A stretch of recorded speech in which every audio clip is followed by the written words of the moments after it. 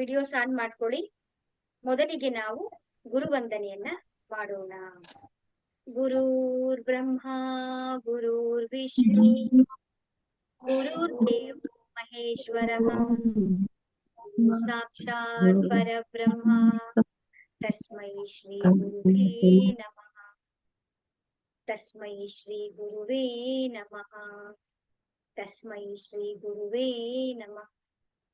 Reiki ಮಾತೆಗೆ ಧನ್ಯವಾದಗಳು. ಬ್ರಹ್ಮ ವಿಷ್ಣು ಮಹೇಶ್ವರಿಗೆ ಧನ್ಯವಾದಗಳು. ನವ ದುರ್ಗಿಯರಿಗೆ ಧನ್ಯವಾದಗಳು. ನಮ್ಮ ನಿಮ್ಮ ತಂದೆ ತಾಯಿಯಂದರಿಗೆ, ಪರಿವಾರದವರಿಗೆ ಧನ್ಯವಾದಗಳು.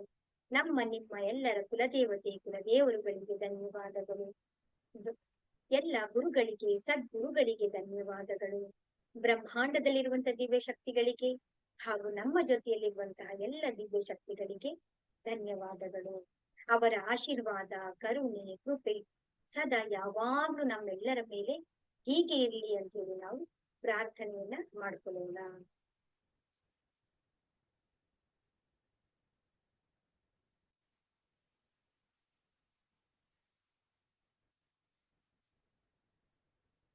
ನಿನ್ನೆಯ ಕ್ಲಾಸಲ್ಲಿ ನಾವೆಲ್ಲರೂ ಕೂಡ ಎನರ್ಜಿ ಸೆಂಟರ್ಸ್ಗಳು ಅದು ಹೇಗೆ ನಮ್ಗೆ ಕನೆಕ್ಷನ್ ಆಗುತ್ತೆ ಅಂತ ಹೇಳಿ ನಾವು ಅದನ್ನ ನೋಡ್ಕೊಂಡು ಬಂದ್ವಿ. ಎಲ್ಲರೂ ನಿನ್ನೆಯ ಕ್ಲಾಸಲ್ಲಿ ಚೆಕ್ ಮಾಡಿದ್ರಾ? ಆಭಾ ಮಂಡಲವನ್ನ ಚೆಕ್ ಮಾಡಿದ್ರಾ? ಚೆಕ್ ಮಾಡಿರ್ತೀರಾ ಅಂತ ಅನ್ಕೊಳ್ತೇನೆ. ನೀವೇನ್ ಮಾಡ್ಬೇಕು ಅಂತ ಹೇಳಿದ್ರೆ, ಬರೀ ಥಿಯರಿನ ಇಟ್ಕೊಳ್ಳೋದಲ್ಲ, ಬರೀ ಪುಸ್ತಕದ ಬದನೆಕಾಯಿ ಆಗ್ಬಾರ್ದು. ನಾವೇನ್ ಮಾಡ್ಬೇಕು, ಅದನ್ನ ಅಭ್ಯಾಸವನ್ನ ಮಾಡಿದಾಗ ನಿಮ್ಗೆ ಅದ್ರಲ್ಲಿ ಪ್ರಾಕ್ಟಿಕಲ್ ಆಗಿ ನಿಮ್ಗೆ ಅದು ಅರ್ಥ ಆಗುತ್ತೆ. ಹಾಗಾಗಿ ನೀವೆಲ್ಲ ಏನ್ ಮಾಡ್ಬೇಕು ಅಂತ ಹೇಳ್ತೀವಿ ಅಂತ ಹೇಳಿದ್ರೆ, ಪ್ರಾಕ್ಟಿಕಲ್ ಆಗಿ ನೀವು ಅಭ್ಯಾಸವನ್ನ ಮಾಡ್ಲೇಬೇಕು. ಆಗ ನಿಮ್ಗೆ ಅದೇನಾಗುತ್ತೆ, ಈಗ ಹಣ್ಣು ಮಾವಿನ ಇರುತ್ತೆ, ಅದು ದೂರದಿಂದ ನಾವು ಎಕ್ಸ್ಪ್ಲೇನ್ ಚೆನ್ನಾಗಿದೆ, ಅದ್ರೊಳಗಡೆ ಸಿಹಿ ಆಗಿದೆ, ಅದು ಸಕ್ಕತ್ತಾಗಿದೆ, ಎಕ್ಸ್ಪ್ಲೈನ್ ಮಾಡಕ್ಕಾಗಲ್ಲ, ವರ್ಣನೆ ಮಾಡಕ್ಕಲ್ಲ, ಅಷ್ಟು ಚೆನ್ನಾಗಿದೆ ಅಂತ ಹೇಳ್ಬೋದು ನಾವು. ಅದನ್ನ ಆದ್ಮೇಲೆ ವರ್ಣನೆ ಮಾಡೋದಕ್ಕೆ ಎಷ್ಟು ಡಿಫ್ರೆನ್ಸ್ ಇದೆ. ಹಾಗೆ ನೀವು ಪ್ರಾಕ್ಟಿಕಲ್ ಆಗಿ ಪ್ರತಿಯೊಂದನ್ನು ಕೂಡ ನೀವು ಅಭ್ಯಾಸ ಮಾಡ್ಬೇಕು. ಸೊ ಈಗ ನಾವು ಎನರ್ಜಿ ಸೆಂಟರ್ಗಳನ್ನ ನಾವ್ ಏನ್ ಮಾಡ್ಬೇಕು ಅಂದ್ರೆ, ಬಲವಂತವಾಗಿ ನಾವು ಅದನ್ನ ರೈಸ್ ಮಾಡಿಸ್ಕೊಳ್ಳೋದಿಲ್ಲ. ಅದು ಆಲ್ರೆಡಿ ಅದು ಆಕ್ಟಿವೇಶನ್ ಇರುತ್ತೆ. ಅದೇ ಸಣ್ಣ ಪುಟ್ಟ ಬ್ಲಾಕೇಜಸ್ ಗಳಾಗಿರುತ್ತೆ. ಅದನ್ನ ನಾವು ಕ್ಲಿಯರ್ ಮಾಡ್ಕೊಳ್ಬೇಕು ಅಂದ್ರೆ ಏನ್ ಮಾಡ್ಬೇಕು ಅಂತ ಹೇಳಿದ್ರೆ, ನಮ್ಮ ಗಮನವನ್ನೆಲ್ಲ ಆ ಒಂದು ಚಕ್ರದ ಕಡೆಗೆ ನಾವು ತಂದು ನೋಡ್ಬೇಕು, ಅಷ್ಟೇ ನಮ್ ಕೆಲ್ಸ. ಆ ನೋಡೋ ಕೆಲ್ಸನ ನಾವು ಮಾಡ್ತಾ ಬರ್ಬೇಕಾಗತ್ತೆ. ಆಯ್ತು, ಅದಾಯ್ತಲ್ವಾ? ಸೊ ಈಗ ನೆಕ್ಸ್ಟ್ ಏನು, ನಮ್ಮ ಎನರ್ಜಿಗಳನ್ನ ನಾವು ರೈಸ್ ಮಾಡ್ಕೊಳ್ಬೇಕು ಅಂತ ಹೇಳಿದ್ರೆ, ನಮ್ಮ ಆಹಾರ ಪದ್ಧತಿ ತುಂಬಾ ತುಂಬಾ ಇಂಪಾರ್ಟೆನ್ಸ್ ಆಗತ್ತೆ. ಹೌದಲ್ವಾ? ನಾವ್ ಏನ್ ತಿಂತೀವೋ ಅದು ನಮ್ಮ ಶರೀರ. ನಮ್ಮ ಶರೀರ ಹೇಗಿರುತ್ತೋ ಹಾಗೆ ನಮ್ಮ ಮನಸ್ಸು, ನಮ್ಮ ಮನಸ್ಸು ಹೇಗಿರುತ್ತೋ ಹಾಗೆ ನಮ್ಮ ಸ್ವಭಾವ, ನಮ್ಮ ಅಭ್ಯಾಸ, ನಮ್ಮ ಬಿಹೇವಿಯರ್ ಎಲ್ಲವೂ ಕೂಡ ಬದಲಾವಣೆ ಆಗ್ತಾ ಇರುತ್ತೆ. ಸೊ ಸಾಮಾನ್ಯವಾಗಿ ನಮ್ಮ ಆಹಾರ ಪದ್ಧತಿಯಲ್ಲಿ ನಮ್ಮ ಋಷಿ ಪರಂಪರೆಯಿಂದನೂ ಕೂಡ ಬಂದಿರುವಂತದ್ದು ಏನು ಅಂದ್ರೆ, ವೆಜ್ಜು ನಾನ್ ವೆಜ್ಜು ಅಂತಲ್ಲ. ಅಲ್ಲಿ ಬರುವುದೇನು ಅಂತ ಹೇಳಿದ್ರೆ, ಸಾತ್ವಿಕ ಆಹಾರನ, ರಾಜಸಿಕ ಆಹಾರನ ಅಥವಾ ತಾಮಸಿಕ ಆಹಾರವನ್ನ ನಾವು ಸೇವನೆ ಮಾಡ್ತಾ ಇದೀವಾ ಅನ್ನೋದು ಇಂಪಾರ್ಟೆನ್ಸ್ ಆಗತ್ತೆ ನಮ್ಗೆ. ಸಾತ್ವಿಕ ಅಂತಂದ್ರೆ ಏನು? ಅದು ರಸಭರಿತವಾಗಿರ್ಬೇಕು, ನಮ್ಮ ಶರೀರಕ್ಕೆ ಅದು ಎನರ್ಜಿಯನ್ನ ಕೊಡ್ಬೇಕು. ಅದನ್ನ ತಿಂದಾಗ್ಲೂ ಕೂಡ ನಮ್ಮ ಶರೀರ ಹೇಗಿರ್ಬೇಕು ಅಂದ್ರೆ ಆರಾಮವಾಗಿರ್ಬೇಕು. ಶರೀರಕ್ಕೆ ಯಾವುದೇ ರೀತಿಯಾದಂತಹ ತೊಂದರೆಗಳನ್ನ ಅದು ಮಾಡಬಾರ್ದು. ಅಂತಹ ಆಹಾರವನ್ನ ನಾವೇನಂತ ಹೇಳ್ತೀವಿ ಅಂದ್ರೆ ಸಾತ್ವಿಕ ಅಂತ ಹೇಳಿ ನಾವು ಕರಿತೀವಿ. ರಾಜಸಿಕ ಅಂತಂದ್ರೆ ಏನು? ತಕ್ಷಣಕ್ಕೆ ನಮಗೆ ಇನ್ಸ್ಟೆಂಟ್ ಆಗಿ ರುಚಿ ಕೊಡುವಂಥದ್ದು. ಈಗ ಮಸಾಲೆ ಪದಾರ್ಥಗಳು, ಸ್ಪೈಸಿ ಐಟಮ್ಸ್ ಗಳಾಗಿರ್ಬೋದು, ತುಂಬಾ ಉಪ್ಪು ಖಾರ ಇರುವಂತದ್ದು, ಹುಳಿ ಇರುವಂತದ್ದು, ಇವನ್ನ ತಿಂದಿದ ತಕ್ಷಣ ಏನಾಗುತ್ತೆ ಹೇಳಿ ಅಲ್ವಾ? ಈಗ ಉಪ್ಪಿನಕಾಯಿ ತಕ್ಷಣ ನಾವು ಒಂಚೂರು ನಾಲಿಗೆ ಹಾಕಿದ ತಕ್ಷಣ ಏನಾಯ್ತು ಅಂತ ಸರ್ರ ಅಂತ ನಮ್ಗೆ ಏನಾಗುತ್ತೆ, ಎನರ್ಜಿ ಪಾಸ್ ಆಗುತ್ತೆ. ಹೌದಲ್ವಾ? ಮಸಾಲೆಗಳನ್ನ ತಿಂದ ತಕ್ಷಣ, ಈಗ ಪಾನಿಪುರಿನಲ್ಲಿ ಪಾನಿ, ಅದನ್ನ ಒಂದು ಸಿಪ್ ಕುಡಿದ ತಕ್ಷಣ ಏನಾಗ್ಬಿಡುತ್ತೆ ನಮ್ಗೆ, ತಕ್ಷಣಕ್ಕೆ ನಮ್ಗೆ ರೈಸ್ ಆಗ್ಬಿಡುತ್ತೆ ಎನರ್ಜಿ. ಅಂತದನ್ನ ಅಂತವೆಲ್ಲವೂ ಯಾವ ಕ್ಯಾಟಗರಿಗೆ ಬರುತ್ತಲ್ವಾ, ಅವೆಲ್ಲವೂ ಕೂಡ ರಾಜಸಿಕ. ಇನ್ಸ್ಟೆಂಟ್ ಆಗಿ ಬೇಗ ಬಂದದ್ದು ಬೇಗ ನಮ್ಗೆ ನಮ್ಮ ಆರೋಗ್ಯವನ್ನ ಹಾಳು ಮಾಡುತ್ತವೆ. ತಾಮಸಿಕ ಅಂತ ಹೇಳಿದ್ರೆ ನಮ್ಮನ್ನ ನಿದ್ದೆಗೆ, ಲೇಜಿತನಕ್ಕೆ, ಸೋಂಬೇರಿಯಾಗಿ, ಗಾಢವಾದಂತ ಕುಂಭಕರ್ಣನ್ ತರ ನಾವು ಮಲ್ಕೊಳ್ಳೋ ತರ ಮಾಡುತ್ತಲ್ಲ, ಆ ಎಲ್ಲಾ ಆಹಾರಗಳನ್ನ ನಾವೇನಂತ ಹೇಳ್ತೀವಿ ಅಂದ್ರೆ ತಾಮಸಿಕ ಆಹಾರಗಳು ಅಂತ ಹೇಳ್ತೀವಿ ನಾವು. ಈಗ ನೀವು ಅರ್ಥ ಮಾಡ್ಕೊಡ್ಬೇಕು, ನಾವು ಯಾವ ಆಹಾರವನ್ನ ತಿನ್ಬೇಕು. ಅದಕ್ಕೆ ಸಿಂಪಲ್ ಆಗಿ ಹೇಳ್ತಾರೆ, ಏನ್ ಗೊತ್ತಾ, ನಮ್ಮ ಅನ್ನದಂತೆ ನಮ್ಮ ಮನ ಅಲ್ವಾ. ನಾವ್ ಏನು ಊಟ ಮಾಡ್ತೀವಲ್ಲ, ಅದಕ್ ತಕ್ಕನಾಗಿ ಎಲ್ಲವೂ ಕೂಡ ಪ್ರತಿಕ್ರಿಯೆ ಮಾಡ್ತಾ ಇರುತ್ತೆ. ಹಾಗಾಗಿ ನಾವೇನ್ ಮಾಡ್ಬೇಕು, ನಮ್ಮ ಊಟಗಳಲ್ಲಿ ತುಂಬಾ ಮಸಾಲೆಗಳಿರ್ಬಾರ್ದು, ನಾನ್ ವೆಜ್ಗಳಿರ್ಬಾರ್ದು. ನೀವ್ ಯೋಚನೆ ಮಾಡ್ಬೇಕು, ನಿಮ್ಮ ನಿಮ್ಮ ಉದ್ದೇಶ ಏನು ಫಸ್ಟ್ ನೀವು ಅದನ್ನ ಕ್ಲಿಯರ್ ಮಾಡ್ಕೊಳ್ಬೇಕು. ಊಟ ಈಗ ಎಲ್ಲವೂ ಸಿಗುತ್ತೆ, ಬಟ್ ನಿಮಗ್ ಏನ್ ಬೇಕು ಅಂದ್ರೆ ಕೆಲವು ನಿಯಮಗಳನ್ನ ನೀವು ಪಾಲನೆ ಮಾಡ್ಲೇಬೇಕು. ನಿಮ್ಗೆ ಆರೋಗ್ಯ ಬೇಕಾ, ಆರೋಗ್ಯದ ನಿಯಮವನ್ನ ಪಾಲನೆ ಮಾಡ್ಲೇಬೇಕು. ನಿಮ್ಗೆ ಸಕ್ಸಸ್ ಬೇಕಾ, ಸಕ್ಸಸ್ ನಿಯಮಗಳನ್ನ ನೀವು ಫಾಲೋ ಮಾಡ್ಲೇಬೇಕು.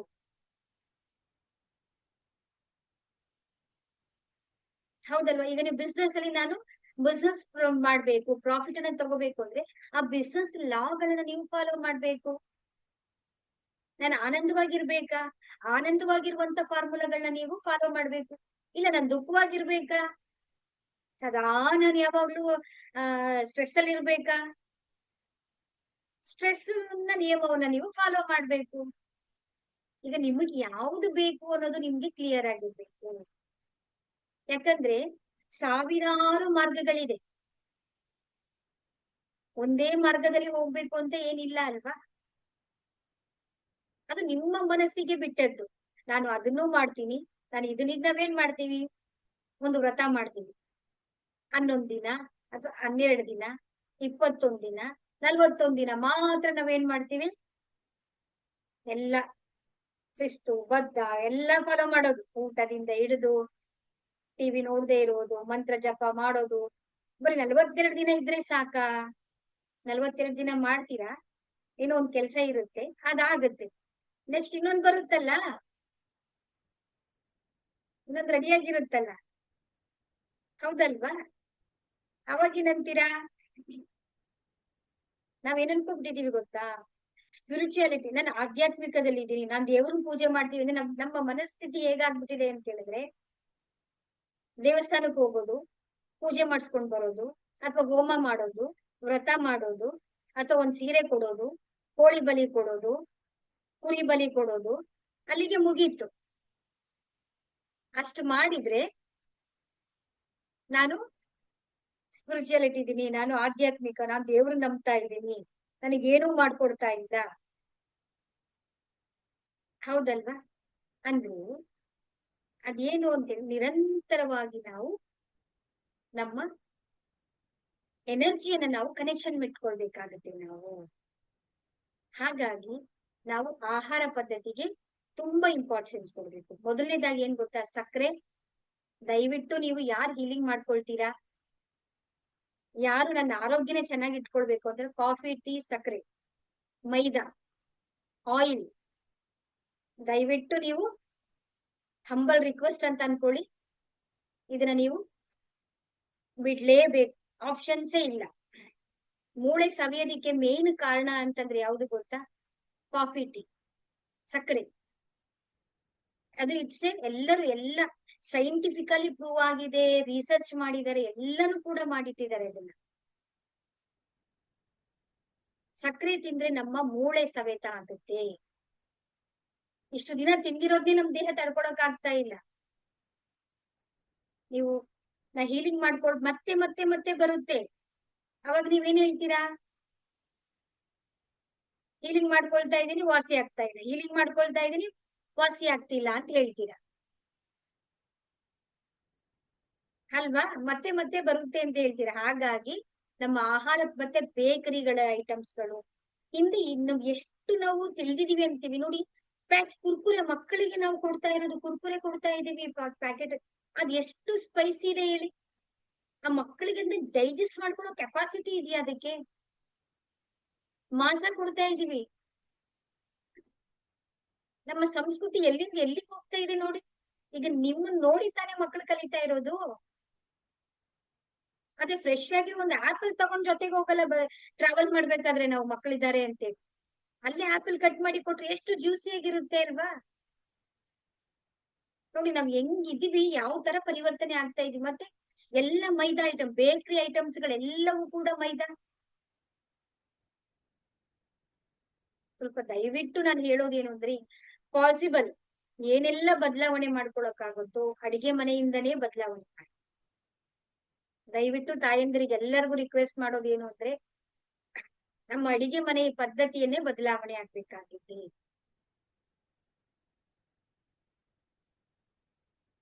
ಮತ್ತೆ ಏನ್ ಗೊತ್ತಾ, ಬೇಗ ಊಟ ಮಾಡ್ಬೇಕು.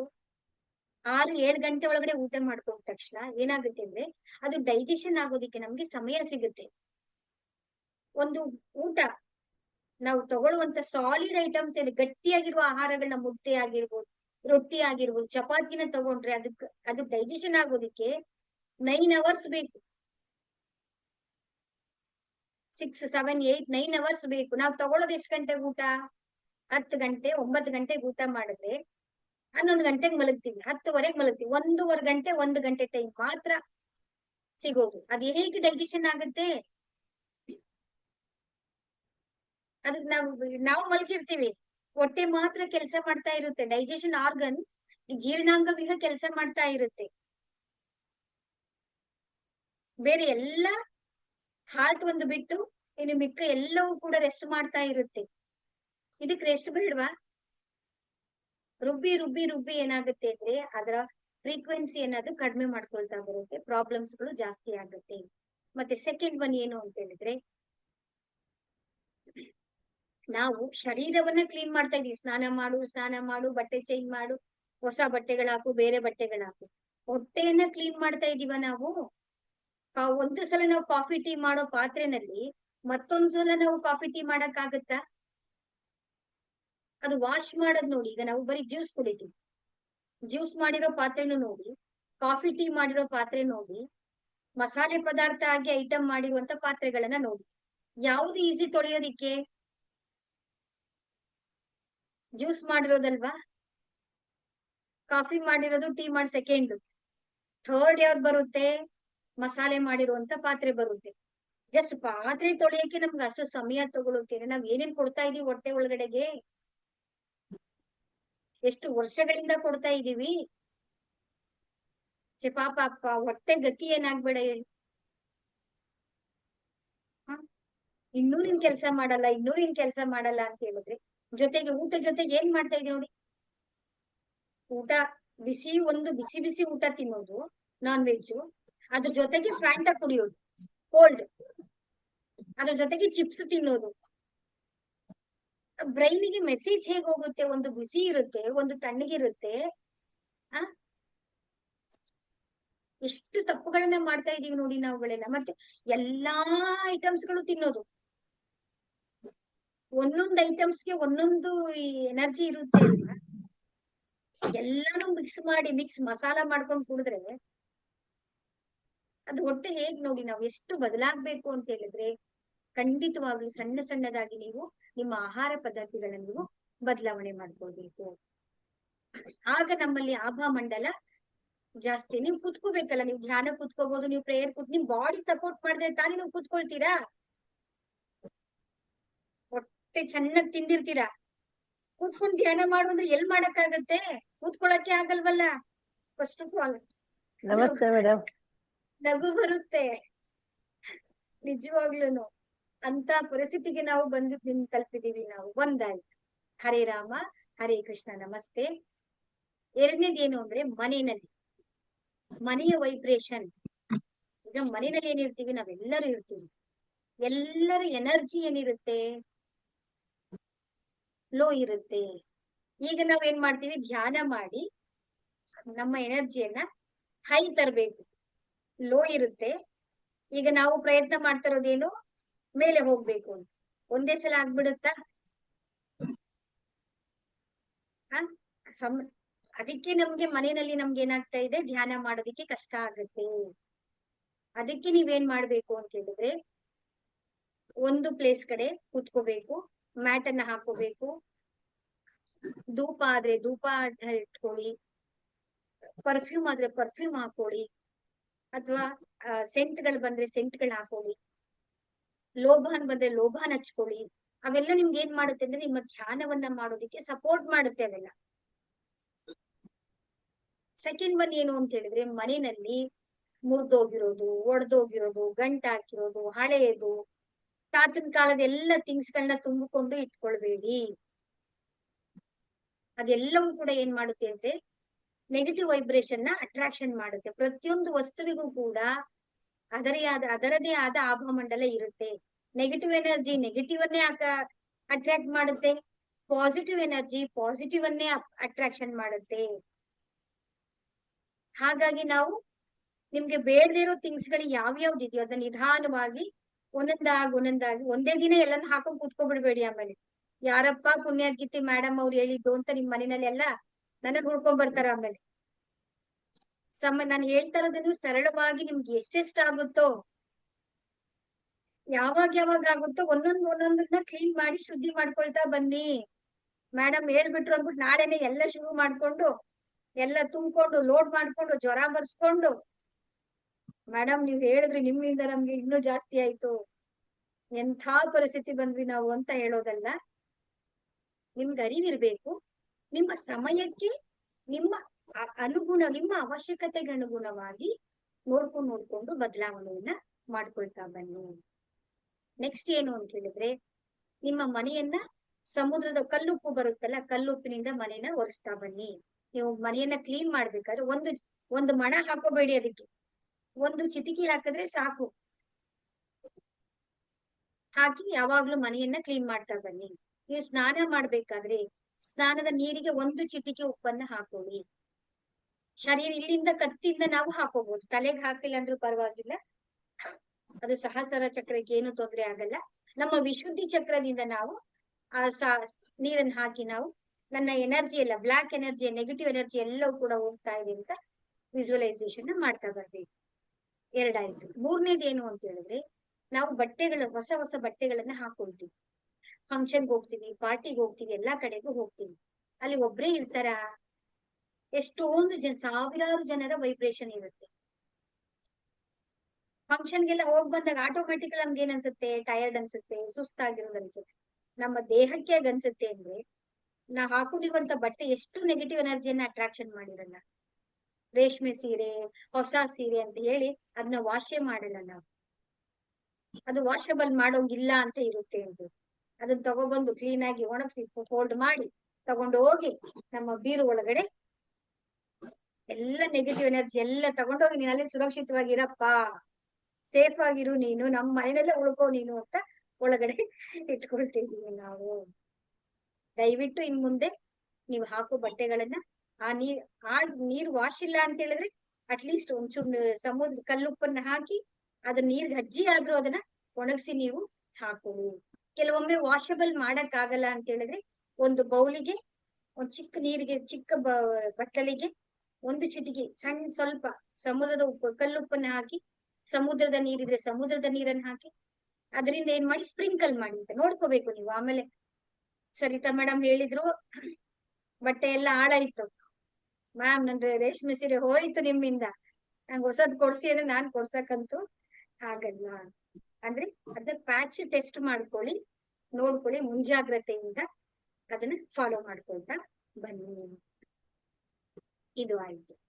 ನೋಡಿ, ನಮ್ಮ ಮನೆಯಲ್ಲಿರುವಂತದ್ದು ನಮ್ಮ ಆಹಾರ ಪದ್ಧತಿಯಿಂದ ನಮ್ಗೆ ಏನಾಗುತ್ತೆ, ನಮ್ಮ ಹವ್ಯಾಸಗಳು, ಹೌದಲ್ವಾ? ನಾವು ಟಿವಿ ನೋಡೋದಾಗಿರ್ಬೋದು, ಪುಸ್ತಕ ಓದೋದಾಗಿರ್ಬೋದು, ಎಲ್ಲಿಂದ ಬಂತು? ನಮ್ಮ ಈ ಒಂದು ವೈಬ್ರೇಷನ್ ಇರ್ಬೋದು, ಅಲ್ವಾ, ನಾವು ತಗೊಳ್ಳುವಂತ ಆಹಾರ ಪದ್ಧತಿಯಿಂದ ನಮ್ಮ ಮೈಂಡ್ ಬದಲಾವಣೆಗಳಾಗ್ತಾ ಬರುತ್ತೆ. ಮತ್ತೆ ನಮ್ಮ ಉದ್ದೇಶ ಏನು ಅಂತ ಗೊತ್ತಾದ್ರೆ ನಾನು ಏನ್ ಮಾಡ್ಬೇಕು, ನಾನು ಏನಕ್ಕೆ ನಮ್ಗೆ ಸ್ಪಿರಿಚುಯಾಲಿಟಿ ಬೇಕು ಅಂತ ಹೇಳಿದ್ರೆ, ಬರೀ ಇದು ಒಂದಕ್ಕೆ ಅಲ್ಲ ಆಧ್ಯಾತ್ಮಿಕತೆ ಅನ್ನೋದು. ಬರೀ ನಮ್ಮ ಆಸೆಗಳನ್ನ ಈಡೇರಿಸ್ಕೊಳ್ಳೋದಲ್ಲ. ಏನಾಗುತ್ತೆ ಅಂತ ಹೇಳಿದ್ರೆ, ನಿಮ್ಗೆ ನೇರವಾಗಿ ಹೇಳ್ತೀನಿ ನಾನು, ನಾವು ಮತ್ತೆ ಮತ್ತೆ ಮತ್ತೆ ನಾವು ಏನ್ ಮಾಡ್ತೀವಿ, ನಮ್ಮ ಹುಟ್ಟಿ ಹುಟ್ಟಿ ಬರ್ತೀವಿ ನಾವು. ಅಂದ್ರೆ ನಮ್ಮ ಆಸೆಗಳು ನಮ್ದು ಉಳ್ಕೊಂಡಿರುತ್ತೆ. ನಮ್ಮ ಹಿಂದಿನ ಜನ್ಮದಲ್ಲಿ ನಾವು ಏನೋ ಸಾಧನೆ ಮಾಡಕ್ಕಾಗಿಲ್ಲ, ನಮ್ಮ ಆಸೆಗಳು, ನಮ್ಮ ಮೋಹಗಳು, ನಮ್ಮ ಬಂಧನಗಳಿಂದ ನಾವೇನ್ ಮಾಡ್ತೀವಿ ಅಂದ್ರೆ ಮತ್ತೆ ಮತ್ತೆ ಮತ್ತೆ ಮತ್ತೆ ನಾವು ಜನ್ಮಗಳನ್ನ ಎತ್ಕೊಂಡು ಬರ್ತಾನೆ ಇರ್ತೀವಿ. ಒಂದು ಜನ್ಮದಲ್ಲೇ ನಾವ್ ಇಷ್ಟು ಕಷ್ಟ ಪಡ್ತಾ ಇದೀವಿ ಅಂತ ಹೇಳಿದ್ರೆ, ಜನ್ಮ ಜನ್ಮ ಜನ್ಮ ಜನ್ಮಗಳ ಕರ್ಮ ಬಂಧನವನ್ನ ನಾವ್ ಎಷ್ಟು ಅನುಭವಿಸ್ತಾ ಇದೀವಿ. ಇಲ್ಲಿಗೆ ಮುಗೀತು ಅಂತಂದ್ರೆ ನೆಕ್ಸ್ಟ್ ಜನ್ಮ ಬಂದಾಗ ಪುನಃ ರೀಸ್ಟಾರ್ಟ್, ಪುನಃ ಅಲ್ಲಿಂದ ಬರ್ಬೇಕು, ಪುನಃ ಬಾಲ್ಯ ಯೌವನ ಎಲ್ಲಾನು ಪುನಃ ದಾಟ್ಕೊಂಡ್ ಬರ್ಬೇಕು. ಆ ಜನ್ಮದಲ್ಲಾಗ್ಲಿಲ್ವಾ, ಪುನಃ ಮತ್ತೆ ಇನ್ನೊಂದ್ ಜನ್ಮದಲ್ಲಿ ಪುನಃ ಅದೇ ಪ್ರಯತ್ನ, ಅದೇ ಹೋರಾಟ, ಅದೇ ಜಂಜಾಟ. ಪುನರಪಿ ಜನನಂ ಪುನರಪಿ ಮರಣಂ. ಆಧ್ಯಾತ್ಮಿಕತೆ ಅಂತಂದ್ರೆ ಏನು ಅಂತ ಹೇಳಿದ್ರೆ, ಒಂದು ಅಲ್ಲಿಗೆ ನಿಮ್ಮ ಕರ್ಮ ಬಂಧನಕ್ಕೆ ಒಂದು ತಡೆ ಬೇಕಲ್ವಾ, ಒಂದು ಸ್ಟಾಪ್ ಆಗಿ ಬೇರೆದಾಗ್ಬೇಕಲ್ವಾ ಅದು. ಆ ಒಂದು ಪ್ರಯತ್ನ ಎಲ್ಲಿಂದ ಆಗುತ್ತೆ ಅಂದ್ರೆ ಆಧ್ಯಾತ್ಮಿಕತೆಯಿಂದ ಆಗುತ್ತೆ. ಅದನ್ನ ನಿಜವಾದಂತ ಆಧ್ಯಾತ್ಮಿಕತೆ ಅಂತ ಹೇಳೋದು. ಅದಕ್ಕೋಸ್ಕರ ನಾವು ಮತ್ತೆ ಮತ್ತೆ ಮತ್ತೆ ಮತ್ತೆ ಅದಕ್ಕೋಸ್ಕರನೇ ಅಸುರರು ಮತ್ತೆ ದೇವ ಇರ್ತಾರಲ್ವಾ, ರಾಕ್ಷಸರು ಏನ್ ಮಾಡ್ತಾರೆ, ಫೈಟ್ ಮಾಡೋದು. ಅವ್ರ ಅಮರತ್ವವನ್ನ ಯಾಕೆ ಹೇಳ್ತಾರೆ ಅಂದ್ರೆ, ಮತ್ತೆ ಮತ್ತೆ ಹುಟ್ಟಿ ನಾನು ಅನುಭವಿಸೋದ್ ಬೇಡ, ಇದೊಂದೇ ಜೀವನದಲ್ಲಿ ಅಮೃತ ಕುಡ್ಕೊಂಡು ನಾವು ಹೀಗೆ ಇದ್ ಬಿಡೋಣ ಅಂತ. ನೋಡಿ ಎಷ್ಟು ಸೂಕ್ಷ್ಮವಾಗಿ ನಾವು ಪ್ರತಿಯೊಂದನ್ನು ಕೂಡ ಅಬ್ಸರ್ವ್ ಮಾಡ್ಬೇಕು. ಇದು ಸೂಕ್ಷ್ಮ ವಿಚಾರಗಳನ್ನ ಕಥೆಯ ರೂಪದಲ್ಲಿ ನಮಗೆ ನಮ್ಮ ಋಷಿ ಮುನಿಗಳು ಒಳಗೆ ಒಳಗೆ ಹೋಗಿ ನಾವು ತಿಳ್ಕೊಬೇಕು. ಸಾಮಾನ್ಯ ಜ್ಞಾನದಿಂದ ನಾವು ಅದನ್ನ ತಿಳ್ಕೊಳ್ಳೋದಿಕ್ಕೆ, ನೀವ್ ಯಾವಾಗ ಜಾಗೃತರಾಗ್ತೀರಾ, ನಿಮ್ಮಲ್ಲಿ ಯಾವಾಗ ಅರಿವು ಮೂಡುತ್ತೆ, ಆಗ ನಮ್ಗಳಿಗೆ ಆ ವಿಷಯಗಳು ಒಂದೊಂದಾಗಿ ನಮ್ಗೆ ಅರ್ಥ ಆಗೋದಿಕ್ಕೆ ಪ್ರಾರಂಭ ಆಗುತ್ತೆ. ಹಾಗೆ ನಮ್ಮ ಉದ್ದೇಶಕ್ಕೆ ಅನುಗುಣವಾಗಿ ಅದು ಗೊತ್ತಾಗೋದು ಯಾವಾಗ, ನಮ್ಮ ಆತ್ಮಕ್ಕೆ ಒಂದು ಪರ್ಪಸ್ ಇರುತ್ತೆ. ಆ ಪರ್ಪಸ್ ನ ಕಂಡುಕೊಂಡಾಗ ನಾವು ಸರಳವಾಗಿ ಮುಂದೆ ಹೋಗೋದಕ್ಕೆ ಸಾಧ್ಯ ಆಗತ್ತೆ. ಆ ಪರ್ಪಸ್ ಗೆ ಅನುಗುಣವಾಗಿ ನಾವೇನ್ ಮಾಡ್ತೀವಿ, ನಮ್ಮ ಫ್ರೆಂಡ್ ಸರ್ಕಲ್, ನಮ್ಮ ವೈಬ್ರೇಷನ್, ಹೌದಲ್ವಾ. ಒಳ್ಳೆ ಫ್ರೆಂಡ್ಸ್ ಗಳಿದ್ರೆ ನಾವೇನ್ ಮಾಡ್ತೀವಿ, ಈಗ ಓದೋ ಮಕ್ಕಳಿಗೆ ಓದೋ ಫ್ರೆಂಡ್ಸ್ ಗಳ ಜೊತೆ ಇದ್ರೆ ಏನಾಗುತ್ತೆ, ಬೇಗ ಒಂದೊಂದ್ ವಿಷಯನ ಇವರಿಂದ ಅವರಿಂದ ಎಕ್ಸ್ಚೇಂಜ್ ಮಾಡಿ ಕಲ್ತ್ಕೊಂಡು ಇದು ಗೊತ್ತಿಲ್ಲ ಅದು ಗೊತ್ತಿಲ್ಲ ಅಂತ ತಿಳ್ಕೊಂಡು ಮುಂದೆ ಹೋಗ್ಬೋದು, ಹೌದಲ್ವಾ. ಈಸಿ ಆಗ್ಬಿಡುತ್ತೆ ನಮ್ಗೆ. ಓದ್ದೇ ಇರೋರು ಓದೋ ಮಕ್ಕಳ ಜೊತೆ ಸೇರ್ಕೊಂಡಾಗ ಏನಾಗುತ್ತೆ, ಇವ್ರಿಗೂ ಮ್ಯಾಚ್ ಆಗಲ್ಲ. ಹಂಗೆ ನಮ್ಮ ಗುರಿನೇ ಬೇರೆ, ನಮ್ಮ ಫ್ರೆಂಡ್ಸ್ ಸಹವಾಸನೇ ಬೇರೆ, ನಾನು ಮಾಡ್ತಾ ಇರುವಂತ ಕೆಲಸನೇ ಬೇರೆ, ನಾನು ಟಿವಿನಲ್ಲಿ ನೋಡ್ತಾ ಇರುವಂತ ಪ್ರೋಗ್ರಾಮ್ಗಳೇ ಬೇರೆ, ನಾನು ಓದ್ತಾ ಇರೋದೇ ಬೇರೆ, ನಾನು ಮಾಡೋದೇ ಬೇರೆ, ನನ್ನ ಆಲೋಚನೆ ಬೇರೆ ಅಂದಾಗ ಎಲ್ಲಿ ಸಾಧನೆ ಮಾಡಕ್ಕಾಗತ್ತೆ, ಎಲ್ಲಿ ಒಂದು ಅಲೈನ್ಮೆಂಟ್ ಆಯ್ತು. ನೋಡಿ ಎಷ್ಟೊಂದು ವಿಷಯಗಳನ್ನ ಒಳಗಡೆ ಇರುತ್ತೆ ಅಂತ ಹೇಳಿ. ಇದೆಲ್ಲವೂ ಕೂಡ ಒಂದೊಂದಾಗಿ ಬದಲಾವಣೆಗಳು ಆಗ್ಬಿಡುತ್ತೆ.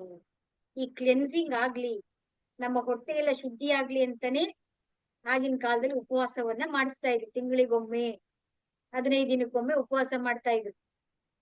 ಚೆನ್ನಾಗಿ ಲಿಕ್ವಿಡ್ ಕುಡ್ದಾಗ ಏನಾಗುತ್ತೆ, ಹೊಟ್ಟೆ ಎಲ್ಲವೂ ಕೂಡ ಕ್ಲೀನ್ ಆಗ್ತಾ ಬರುತ್ತೆ. ಅದಕ್ಕೇನೆ ಮತ್ತೆ ಮತ್ತೆ ಬರ್ದೇ ಇರ್ಲಿ ಅಂತ ಹೇಳಿ ಈ ತರ ನಮ್ಮ ಡಾಕ್ಟರ್ ಉಸುಯಿ ಮಿಕಾವಾ ಅವ್ರು ಏನ್ ಮಾಡ್ತಾರೆ ಅಂತ ಹೇಳಿದ್ರೆ, ಪಂಚತತ್ವಗಳು ಅಂತ ಹೇಳಿ ತಗೊಂಡ್ಬರ್ತಾರೆ. ಯಾರಿಗೆ ಹೀಲಿಂಗ್ ಮಾಡಿದಾಗ ಮತ್ತೆ ಮತ್ತೆ ಅವರಿಗೆ ಬರ್ತಾ ಇರುತ್ತೆ, ಇವ್ರು ಹೀಲಿಂಗ್ ಮಾಡ್ತಾರೆ, ಒಂದ್ ಕಡೆಯಿಂದ ಹೀಲಿಂಗ್ ಮಾಡ್ಕೊಂಡು ಹೋಗ್ತಾರೆ, ವಾಸಿ ಆಗ್ತಾರೆ, ಇನ್ನು ಸ್ವಲ್ಪ ದಿನ ಬಿಟ್ಟವರು ಮತ್ತೆ ಬರ್ತಿರ್ತಾರೆ. ಆಗ ಇವ್ರು ಯೋಚನೆ ಮಾಡ್ತಾರೆ, ಯಾಕೆ ಏನಾಗ್ತಿದೆ ಅಂತ ಹೇಳಿದಾಗ, ಇವ್ರು ಹೇಳ್ಕೊಟ್ಟಿದ್ದನ್ನ ಅವ್ರು ಯಾವ್ದನ್ನು ಕೂಡ ಅವರು ಪಾಲನೆಯನ್ನ ಮಾಡ್ತಾ ಇರಲ್ಲ. ಕರ್ಮ ಬಂದ್ ಅವಾಗ ಫ್ರೀಯಾಗಿ ಕೊಟ್ರೆ ಏನಾಗತ್ತೆ, ಅವರಿಗೆ ಅದರ ವ್ಯಾಲ್ಯೂ ಗೊತ್ತಿರೋಲ್ಲ. ಹೌದಲ್ವಾ? ಈಗ ನೋಡಿ, ನಮ್ಮ ಶರೀರ ನಾವು ದುಡ್ಡು ಕೊಟ್ಟು ಪಡ್ಕೊಂಡಿದೀವ? ಈಸಿಯಾಗಿ ಬಂದಿದೆ. ಅದಕ್ಕೆ ನಾವೇನ್ ಮಾಡ್ತೀವಿ, ಏನ್ ಬೇಕೋ ಎಲ್ಲ ತಿಂದು ಹೇಗ್ ಬೇಕಾದ್ರೂ ಅದನ್ನ ಹಾಳ್ ಮಾಡ್ಕೊಳ್ತೀವಿ. ಅದೇ ನೀವು ಒಂದ್ ಲಕ್ಷ ಕಟ್ಟು, 1 ಲಕ್ಷ ತಗೊಟ್ಬಿಟ್ಟು ಏನಾದ್ರು ಮನೆಗೆ ಒಂದ್ ಥಿಂಗ್ಸ್ ತಗೋ ಬನ್ನಿ, 1 ಲಕ್ಷ ಕೊಟ್ಟಿದೀನಿ, 1 ಲಕ್ಷ ಕೊಟ್ಟಿದೀನಿ ಅಂತ ಅದನ್ನ ನೋಡ್ಕೊಳ್ಳೋದು ಏನು, ಅದ್ ಕೇರ್ ಮಾಡೋದು ಏನು, ಅದು ಟಚ್ ಮಾಡೋಕು ಬಿಡಲ್ಲ, ಮಕ್ಳು ನೋಡೋಕು ಬಿಡಲ್ಲ ನಾವು. ಹೌದಲ್ವಾ? ಫ್ರೀ ಆಗಿದೆ, ಸಿಕ್ಕಿದೆ ಈ ದೇಹ ಅಂತ ಹೇಳಿ ಹೇಗ್ ಬೇಕು ಹಾಗೆ ನಾವು ವರ್ತನೆಯನ್ನ ಮಾಡ್ತಾ ಇದ್ದೀವಿ. ಅದಕ್ಕೆ ಇವ್ರು ಏನ್ ಹೇಳ್ತಾರೆ ನಮ್ಮ ಗುರುಗಳು ಅಂತ ಹೇಳಿದ್ರೆ, ನಾವೇನ್ ಮಾಡ್ಬೇಕು ಅಂದ್ರೆ, ಈ ಒಂದು ದಿನ ನಾನು ಕೋಪ ಮಾಡೋದಿಲ್ಲ, ಈ ಒಂದು ದಿನ ನಾನು ಚಿಂತೆ ಮಾಡೋದಲ್ಲ, ಈ ಒಂದು ದಿನ ನಾನು ಕೃತಜ್ಞನಾಗಿರುತ್ತೇನೆ, ಈ ಒಂದು ದಿನ ನಾನು ಪ್ರಾಮಾಣಿಕವಾಗಿರ್ತೇನೆ, ಈ ಒಂದು ದಿನ ನಾನು ಎಲ್ಲರ ಮೇಲೆ ಕರುಣೆಯಿಂದ ಇರ್ತೇನೆ. ನಾನು ಈ ವರ್ಷ 1 ವರ್ಷ ತನಕ ಬೇಡವೇ ಬೇಡ, ಜಸ್ಟ್ ಇವತ್ತು ಮಾತ್ರ ಬೆಳಿಗ್ಗೆ ಬೆಡ್ಡಿಂದ ಎದ್ದ ತಕ್ಷಣ, ಮಲಗಿದ ತಕ್ಷಣ ನೀವು ಈ ಸಂಕಲ್ಪಗಳನ್ನ ತಗೊಳ್ತಾ ಬನ್ನಿ. ಕೋಪ ಮಾಡಿಲ್ಲ ಅಂತಂದ್ರೆ ಏನಾಗುತ್ತೆ ಹೇಳಿ? ನಮ್ಮ ಉಸಿರು, ನಮ್ಮ ಎನರ್ಜಿ ಸೇವ್ ಮಾಡ್ಕೊಳ್ತೀವಿ ನಾವು. ಕೋಪ ಬಂದ ತಕ್ಷಣ ಏನಾಗುತ್ತೆ ಹೇಳಿ? ನಿಮ್ಮ ಉಸಿರು ಹಾ ಅಂತಿರ್ತೀವಿ ನಾವು, ಹೌದಲ್ವಾ? ಹಾಗೆ ಹೀಗೆ ನಮ್ಮ ಮುಖ ನೋಡ್ಬೇಕು ಕೋಪ ಬಂದಾಗ, ಎಲ್ಲ ಹೇಗಾಗಿ ಅಲ್ವಾ? ಎಷ್ಟು ಎನರ್ಜಿ ಲಾಸ್ ಆಗುತ್ತೆ. ಆಯ್ತಾ? ತಾಳ್ಮೆ ಎಷ್ಟು, ಒಂದೇ ದಿನಕ್ಕೆ ಬದಲಾವಣೆ ಆಗಲ್ಲ ಇದು. 100 ಸಲ ಕೋಪ ಮಾಡ್ಕೊಳ್ಳೋರು 90 ಸಲ ಕೋಪ ಮಾಡ್ಕೊಂಡ್ರೆ 10 ಸಲದ ಎನರ್ಜಿ ಕಡಿಮೆ ಆಗ್ಲಿಲ್ವಾ? ಸೇವ್ ಆಗಿಲ್ವಾ ನಮ್ಗೆ? ನಾವೆಲ್ಲ ಏನ್ ಮಾಡ್ತೀವಿ ಅಂದ್ರೆ, ಇವತ್ ಬಂದಿದೀವಿ, ಕ್ಲಾಸ್ ಕಲ್ತಿದೀವಿ, ನಾಳೆಯಿಂದ ಕೋಪ ಬರ್ಬಾರ್ದು ನಮ್ಗೆ. ಮೇಡಮ್ ನಮ್ ಕೋಪ ಬರ್ಬಾರ್ದು, ನಾಳೆಯಿಂದ ರೇಖಿಗೆ ಬಂದಿದ್ದೀನಲ್ಲ, ಹೀಲಿಂಗ್ ಮಾಡ್ಕೊಳ್ತಾ ಇದ್ದೀನಿ, ನಾಳೆ ಕೋಪ ಬರ್ತಾ ಇದೆಯಲ್ಲ ನನಗೆ. ಹೌದಲ್ವಾ? ನಾವ್ ಹೇಳೋದಾಗಿತ್ತಾನೆ, ನಾಳೆಯಿಂದಲೇ ಆಗ್ಬಿಡ್ಬೇಕು. ಈ ಒಂದು ದಿನ ನಾನು ಚಿಂತೆ ಮಾಡಲ್ಲ, ಮನ್ಸು ನಾನು ಚಿಂತೆನ, ನಮ್ಮ ಮೈಂಡ್ ಕೆಲ್ಸ ಏನು ಅಂದ್ರೆ, ಎಲ್ಲಾನು ತುಂಬ್ಕೊಂಡು ನಂದೇ ಎಲ್ಲ ಅನ್ಸುತ್ತೆ, ನನ್ನೊಬ್ಳಿಗೆ ಬಂದಿರೋದು ಎಲ್ಲ ಪ್ರಾಬ್ಲಮ್ ಅಂತ ಕುತ್ಕೊಂಡ್ ಚಿಂತೆ ಮಾಡ್ತಾ ಇರುತ್ತೆ. ಎಲ್ಲ ಬ್ರೈನ್, ಎಲ್ಲ ಎನರ್ಜಿನ ತಲೆ ಒಂದೇ ಯೂಸ್ ಮಾಡ್ಕೊಂಡ್ಬಿಟ್ರೆ ಬ್ರೈನ್, ಇನ್ ಬೇರೆ ಪಾರ್ಟ್ಸ್ ಗಳಿಗೆಲ್ಲ ಎನರ್ಜಿ ಬೇಡ್ವಾ? ಹಾಗಾಗಿ ಇವತ್ತೊಂದು ದಿನ ನಾನು ಏನೂ ಚಿಂತೆ ಮಾಡಲ್ಲ, ಎಲ್ಲ ಪರಮಾತ್ಮ ಇದ್ದಾನೆ, ನೀನ್ ನೋಡ್ಕೋ ತಂದೆ. ನಾವ್ ಚಿಂತೆ ಮಾಡಿದ್ರೆ ಏನಾದ್ರು ಬದಲಾವಣೆ ಆಗುತ್ತೆ ಅಂದ್ರೆ ನಾನು ನಿಮ್ ಜೊತೆಗೆ ಬರ್ತೀನಿ, ನಾನು ಕುತ್ಕೊಳ್ತೀನಿ, ಎಲ್ಲರೂ ಸೇರಿ ಚಿಂತೆ ಮಾಡೋಣ, ಧ್ಯಾನ ಮಾಡೋ ಬದಲು ಚಿಂತೆ ಮಾಡೋಣ. ಏನ್ ಯೂಸ್ ಇಲ್ವಲ್ಲ ಅದ್ರಿಂದ. ಮತ್ತೆ ಆ ಪರಮಾತ್ಮ ನಮ್ಗೆ ಏನೇನ್ ಕೊಟ್ಟಿದ್ದಾನೆ ನೋಡಿ, ಮಕ್ಳು ಕೊಟ್ಟಿದ್ದಾನೆ, ಮನೆ ಕೊಟ್ಟಿದ್ದಾನೆ, ಹಸ್ಬೆಂಡ್ ಕೊಟ್ಟಿದ್ದಾನೆ, ದುಡ್ಡು ಕೊಟ್ಟು, ಕೆಲವ್ರಿಗೆ ತಿನ್ನೋಕೆ ಅನ್ನ ಇಲ್ವೇ, ಭಿಕ್ಷೆ ಬೇಡ್ತಾ ಇದಾರಲ್ಲ, ತಿನ್ನೋಕ್ ಅನ್ನ ಇಲ್ಲ, ನೋಡ್ಕೊಳಕ್ ತಂದೆ ಇಲ್ಲ, ಮಕ್ಳಿಲ್ಲ, ಮನೆ ಇಲ್ಲ, ಕುಟುಂಬ ಇಲ್ಲ, ಪರಿವಾರ ಇಲ್ಲ, ಸ್ನೇಹಿತರಿಲ್ಲ, ಎಷ್ಟು ಜನ ಪ್ರಪಂಚದಲ್ಲಿ ಇದಾರೆ ನೋಡಿ. ಅಲ್ವಾ? ನಮ್ಗೂ ತಂದೆ ಇದ್ರೆ ಸಾಕಪ್ಪ, ನಾನು ಅನಾಥೆ ಅಂತ ಹೇಳ್ತಾರೆ. ಆದ್ರೆ ನಮಗೆ ಪರಮಾತ್ಮ ಏನೇನ್ ಕೊಟ್ಟಿದ್ದಾನೆ ನೋಡಿ, ಕೊಟ್ಟಿರೋದೆಲ್ಲ ಬಿಟ್ಬಿಡ್ತೀವಿ ನಾವು. ಯಾವ್ದೋ ಒಂದು ಕೊಟ್ಟಿಲ್ಲ, ಯಾವ್ದೋ ಒಂದ್ ಸಿಕ್ಕಿಲ್ಲ, ಅದನ್ನ ಮಾತ್ರ ಹಿಡ್ಕೊಂಡು ಗರಗಾಸ ಕುಯ್ದಂಗ್ ಕುಯ್ತಾ ಇರ್ತೀವಿ. ಅದಿಲ್ಲ ಅದಿಲ್ಲ ಅದಿಲ್ಲ, ನನಗಿಲ್ಲ. ಇರೋದೆಲ್ಲ ಏನ್ ಮಾಡೋದು? ಹಂಗ ಇರೋದೆಲ್ಲ ನನಗ್ ಕೊಟ್ಬಿಡ್ತೀರಾ? ಹ ನೋಡಿ, ನಾವು ಅಂದ್ರೆ ಗೊತ್ತಿದೆ ನಮ್ಗೆಲ್ಲ, ಅರಿವಿಲ್ಲ, ಆದ್ರೆ ನಾವ್ ಅದನ್ನ ಏನ್ ಮಾಡ್ಬೇಕು, ದಿನ ದಿನ ದಿನ ದಿನ ನಾವು ಮತ್ತೆ ಅದನ್ನ ನೆನಪಿಸ್ಕೊಳ್ತಾ ಇರ್ಬೇಕಾಗುತ್ತೆ. ಮತ್ತೆ ಪ್ರಾಮಾಣಿಕತೆಯಿಂದ ಕೆಲಸ ಮಾಡಿ. ನಮ್ ಕೆಲಸ ಮಾಡ್ಬೇಕು, ನಮ್ ಏನ್ ಮಾಡ್ತೀವಿ, ನಮ್ ಮನ್ಸು ಎಲ್ಲೋ ಇರುತ್ತೆ, ನಾವೆಲ್ಲೋ ಇರ್ತೀವಿ, ನಮ್ ದೇಹ ಎಲ್ಲೋ ಇರುತ್ತೆ. ಈಗ ಅಡ್ಗೆ ಮಾಡ್ತಿರ್ತೀವಿ ಅನ್ಕೊಳ್ಳಿ, ಆಫೀಸಲ್ಲಿ ವರ್ಕ್ ಮಾಡ್ತಿರ್ತಾರೆ, ನನ್ ಹೆಂಡತಿಗೆ ಏನ್ ಹೇಳ್ಬೇಕು, ನನ್ ಹೆಂಡತಿ ಇವತ್ತೇನೋ ತರ ಕೇಳಿದಾಳೆ, ಅವ್ರು ತಗೊಂಡೋಗ್ ಕೊಟ್ಟಿಲ್ಲ ಅಂದ್ರೆ ಜಗಳ ಮಾಡ್ತಾಳೆ, ಅವಳು ಹೆಂಗ್ ಸಮಾಧಾನ ಮಾಡೋದು ಅಂತ ಅವ್ರು ಅಲ್ಲಿ ಯೋಚನೆ ಮಾಡೋದು. ನೀವ್ ಇಲ್ಲಿ ಏನ್ ಮಾಡ್ತೀರಿ, ಅಡಿಗೆ ಮಾಡ್ಬೇಕಾದ್ರೆ ಅಡಿಗೆ ಮಾಡೋದ್ ಬಿಟ್ಬಿಟ್ಟು, ನನ್ ಗಂಡ ಇವತ್ ನಂಗೆ ಸೀರೆ ತಂದ್ಕೊಟ್ಟಿಲ್ಲ ಅಂದ್ರೆ ನಾನು ಯಾವ ರೀತಿ ಜಗಳ ಮಾಡ್ಬೇಕು, ಯಾವ ರೀತಿ ಕೇಳ್ಬೇಕು? ಅಂದ್ರೆ ಸಿಂಪಲ್ ನಾನು ಎಕ್ಸಾಮ್ ಹೇಳ್ತಾ ಇರೋದು, ನಾನು ಎಕ್ಸಾಂಪಲ್ ಕೊಡ್ತಾ ಇರೋದು. ಅಂದ್ರೆ ನಾವ್ ಮಾಡೋ ಕೆಲ್ಸನೇ ಬೇರೆ, ನಮ್ ಮನ್ಸೇ ಎಲ್ಲೋ ಬೇರೆ ಇರುತ್ತೆ. ಆಗ ಕೆಲ್ಸ ಎಲ್ಲಿ ಆಗುತ್ತೆ 100%? ಅಂದ್ರೆ ಸ್ವಲ್ಪ ನಾವು ಪ್ರಾಮಾಣಿಕತೆಯಿಂದ ನಮ್ಮ ಕೆಲಸವನ್ನು ನಾವು ಮಾಡ್ತೀವಿ ಅಂತ ಈಗ ಒಂದು ದಿನ ಮಾಡ್ತೀವಿ ಅಂತ ಇಟ್ಕೊಳ್ಳೋಣ, ಮತ್ತೆ ಎಲ್ಲರ ಮೇಲೆ ಕರುಣೆ ಇಟ್ಕೊಳ್ಳೋಣ. ಅವರು ಇವರು ಯಾರು ಅಂತ ಇಲ್ಲ, ಪ್ರಾಣಿಗಳು, ಪಕ್ಷಿಗಳು, ಸಂಬಂಧಿಕರು ಎಲ್ಲರ ಮೇಲೆ ನಾವು ಪ್ರೀತಿಯಿಂದ ಇರೋಣ. ಇಷ್ಟು ಕೆಲಸವನ್ನ ಮಾಡ್ತಾ ಬಂತು ಅಂದ್ರೆ ಆಟೋಮೆಟಿಕಲಿ ನಮ್ಮಲ್ಲಿ ಶಾಂತಿ ಬರುತ್ತೆ, ಆನಂದ ಉಂಟಾಗತ್ತೆ, ಸಮಯ ಉಳಿಯುತ್ತೆ, ನಿಮ್ಗೆ ನಿಮ್ಮ ಎನರ್ಜಿ ಸೇವ್ ಆಗತ್ತೆ. ಕೋಪ ಕಡಿಮೆ ಆಯ್ತು, ನಿಮ್ಮಲ್ಲಿ ಆನಂದ ಜಾಸ್ತಿ ಆಯ್ತು ಅಂತ ಹೇಳಿದ್ರೆ ಆಟೋಮೆಟಿಕಲ್ ನಮ್ಮ ಎನರ್ಜಿ ಜಾಸ್ತಿ ಆಗಲ್ವಾ? ಸಣ್ಣ ಇದು ಈ ರೇಖೆಯ ಪಂಚತತ್ವಗಳು. ಇದನ್ನ ನೀವು ಫಾಲೋ ಮಾಡ್ತಾ ಬನ್ನಿ. ಮರ್ತೋಗುತ್ತೆ, ನೆನಪಿಸ್ಕೊಳ್ಳಿ. ಯಾಕಂದ್ರೆ ಇಷ್ಟು ವರ್ಷ ನಾವ್ ಇದನ್ನ ಯಾವ್ದು ಸರಿಯಾಗಿ ಪಾಲನೆ ಮಾಡಿಲ್ವಲ್ಲ. ಮತ್ತೆ ಮತ್ತೆ ಮತ್ತೆ ನೆನಪು ಮಾಡ್ಕೊಂಡಾಗ ಒಂದಿನ, 2 ದಿನ, 3 ದಿನ ನಿಮ್ಗೆ ಅಭ್ಯಾಸ ಆಗುತ್ತಾ ಬರುತ್ತೆ. ಆಗ ನಿಮ್ಮಲ್ಲೇ ಒಂದು ಪರಿವರ್ತನೆಗಳು ಆಗ್ತಾ ಬರುತ್ತೆ.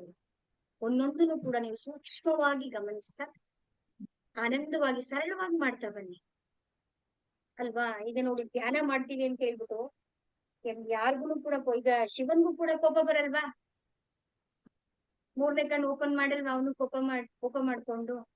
ಅಂದ್ರೆ ಪರ್ಸೆಂಟೇಜ್ ವೈಸ್ ನಮ್ಗೆ ಏನಾಗ್ತಾ ಇರುತ್ತೆ, ಕಡಿಮೆ ಆಗ್ತಾ ಆಗ್ತಾ ಆಗ್ತಾ ಆಗ್ತಾ ಕೊನೆಗೆ ನಾವು ಥಾಟ್ಸ್ ಗಳೇ ಬರಲ್ಲ ನಮ್ಗೆ, ಆ ರೀತಿ ಸ್ಥಿತಿಗೆ ನಾವು ತಲುಪ್ತೀವಿ. ಆಗ ನೀವೇನ್ ಮ್ಯಾನಿಫೆಸ್ಟ್ ಮಾಡ್ತಿರೋ ಅದೆಲ್ಲವೂ ಕೂಡ ಈಸಿಯಾಗಿ ನೆರವೇರುತ್ತಾ ಬರುತ್ತೆ. ಸ್ವಲ್ಪ ಸಾಧನೆ ಅಂತೂ ದಯವಿಟ್ಟು ಮಾಡ್ಲೇಬೇಕು, ಆಪ್ಷನ್ಸ್ ಇಲ್ಲ. ಇದ್ರಲ್ಲಿ ಏನಾದ್ರು ಡೌಟ್ಸ್ ಇದೆಯಾ?